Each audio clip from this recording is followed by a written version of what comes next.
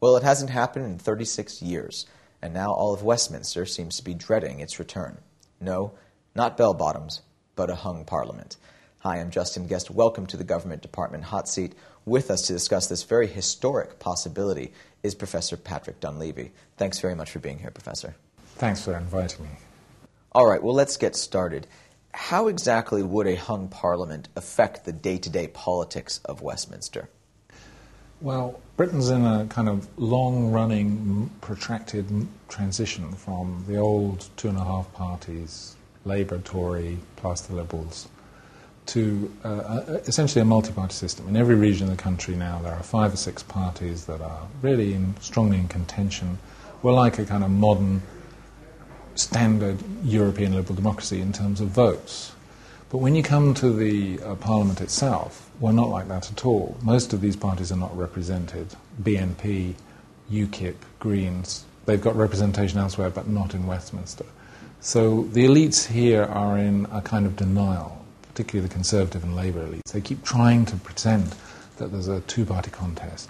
And that's what's creating the prospect of a hung Parliament. Whereas I think we should see this instead of seeing it as a problem, we should see it as a kind of a very key transition moment in which we perhaps shift over decisively, and we all recognise that we've shifted over, to a kind of more standard European coalition government model.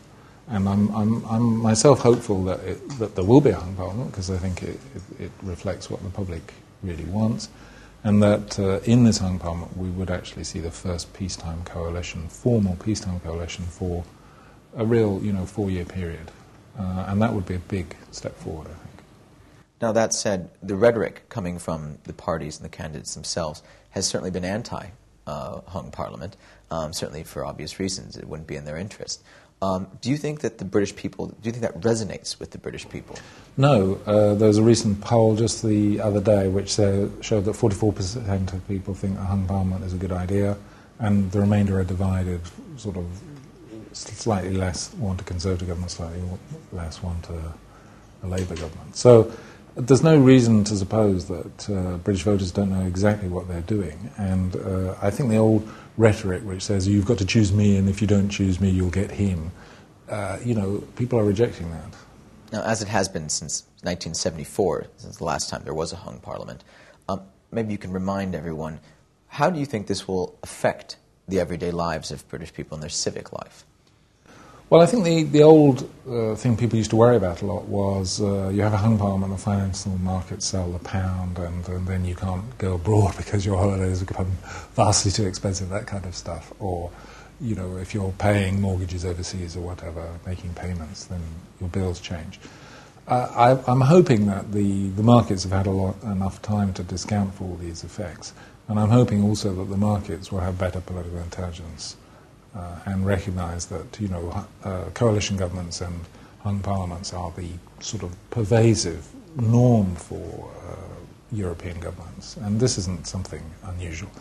But we could expect, if the Conservative and Labour elites themselves behave in ways that are not very public interested, and the Conservatives, for example, Nick Clegg was denouncing them at the weekend for going around, stirring up anxiety about a hung parliament.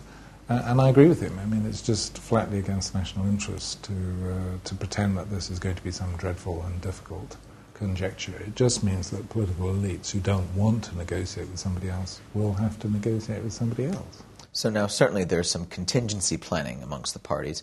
What do you think that entails? What is their perspective on how to deal with this and actually make laws and run the country? Well, I think we've got to think about what the election result is. Now, there are 2 possibilities. One is that David Cameron falls just short of an overall majority. So it's a very shallow hung parliament. And he's got various other people like Northern Ireland unionists and people. And he can perhaps rely on the fragmented inability of the other parties to cooperate in that situation. So we could have a minority government, but it's hard to see such a government lasting for very long unless they have some agreement with the Liberal Democrats. And, David Cameron has set up a strategy unit recently to just focus on the hung parliament thing, but only very recently, and in the last couple of weeks, as the Tory poll leaders drifted away, has he done that. A second possibility is that we could have a deep hung parliament. Now here, this means that no government really has enough to get by. They couldn't survive even a basic vote without some support or some agreement of other parties to go along with them being in government. Now, first thing here is, does Gordon Brown stay in office, or does he try to do a deal with the Liberal Democrats? He is not very well placed to do a deal because he has a poor reputation as a peaceable, fun-loving guy who you'd like to run a coalition government with. And the Liberal Democrats have said that they wouldn't do a deal if he stayed. And I think it would just be unlikely in that situation. So we could imagine that he might then resign, then David Cameron has to try and do a deal. Now his problem is that he's close to the Liberal Democrats on some things like scrapping ID cards. They're probably not a million miles away in terms of running the budget and things, but they are a million miles away on things like House of Lords reform and changing the Commons electoral system, whereas Labour are not. They're very close to Liberal Democrat policy on that, and similarly they're not very far apart on budget. So, and in particular the Liberal Democrats, I think, will be looking, if it is a deep hung parliament, to get some cabinet posts. They've got actually, three very well-known, very talented people, Nick Clegg, Chris Huhne and Vincent Cable, all of whom are much more competent than most of the existing cabinet. So there's no problem about them joining a kind of coalition in that sense. But whether the Conservatives would be able to do that or not is tricky. And David Cameron's in a weak position vis-à-vis his right wing.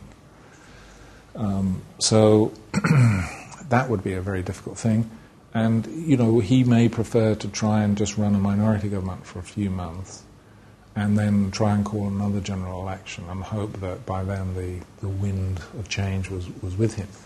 But if you look elsewhere at other systems very similar to the British, let's look at Canada, for example. They have had a Conservative government with a minority, and they've called, they had a first general election, which was a hung parliament, and the Prime Minister has twice tried to have another general election and get a majority and not got a majority. So I think there's a very real chance that that strategy won't work for David Cameron, and it won't be like 1974, which was, 35 years ago, and times have changed enormously since then. So what do you think it will require for Westminster to have this realization, this epiphany, that the two-party system is effectively obsolete in this country? Well, one really great opportunity, one scenario that might work runs like this. It's a deep hung parliament. Maybe David Cameron has got more seats than Labour, which seems quite likely. So Gordon Brown resigns. Everybody in the Labour Party who doesn't like Gordon Brown, and there are plenty of candidates for that job, will stab him in the back. He then resigns as party leader. Labour gets its act together. Meanwhile, on choosing a new leader, somebody cuddly like Alan Johnson or David Miliband, somebody who could negotiate very well and who would be a pleasant Prime Minister to work for, somebody that Liberal Democrats might trust. Meanwhile, David Cameron goes away, starts his government, comes back with a budget and Queen's speech, presents to Parliament. By that time, there's a Lib Lab coalition in place. They say no, and he then has to resign. He might then go to the Queen and say, give me another general election, but if there was a Lib Lab deal in place, the Queen wouldn't need to say yes, and then you could have a 4-year Lib Lab government. Now that, if any scenario like that, would very decisively herald this change that I think is going to happen in British politics sometime. If it doesn't happen in 2010, it will happen in 2015 or 14. But that's the kind of change you'd need to see. All right, that'll do it. Professor Patrick Dunleavy, you are off the hot seat. Thanks for being with us. And thank you for tuning into this month's edition of The Hot Seat. Please do tune into our website in the next few months as we examine other topics in the upcoming British campaign.